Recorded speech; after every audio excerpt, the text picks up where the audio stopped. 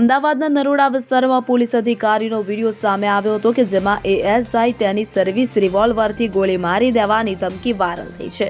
મદદનીશ police commissioner GD division incharge assistant police sub inspector ભરતને suspend કરવામાં આવ્યા છે. મળતી માહિતી અનુસાર એસીપી જી ડિવિઝન વીએનબી યાદવે એક વિડીયો નિવેદનમાં જણાવ્યું હતું કે ડ્રાઈવર સામે કેસ નોંધવામાં આવ્યો હતો અને એએસઆઈ ભરત કે જે ફરજ પર અસંસ્કારી વર્તન કરતો હોવાનું જણાવ્યું હતું તેને આગળના આદેશો સુધી સસ્પેન્ડ કરવામાં આવ્યો હતો. પોલીસ દ્વારા નોંધવામાં આવેલી ફરિયાદમાં જણાવવામાં આવ્યું છે કે પીસીઆર વાનમાં રાત્રે 8 વાગ્યાની આસપાસ પેટ્રોલિંગ કરી રહી હતી ત્યારે નરોડા એસપી રિંગ રોડ પાસે એક ખાનગી ટ્રાવેલ વાહન ચાલક બેદરકારીપૂર્વક વાહન ચલાવી રહ્યો હતો અને જોરથી હોર્ન વગાડતો હતો.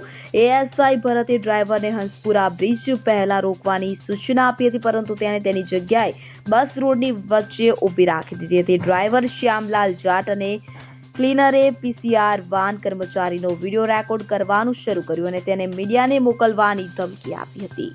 Bureau report CN24 news.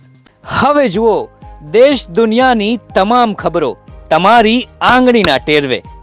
ઉઠાવો મોબાઈલ અને Google Play Store પરથી ડાઉનલોડ કરો અમારી CN24 ન્યૂઝ મોબાઈલ એપ.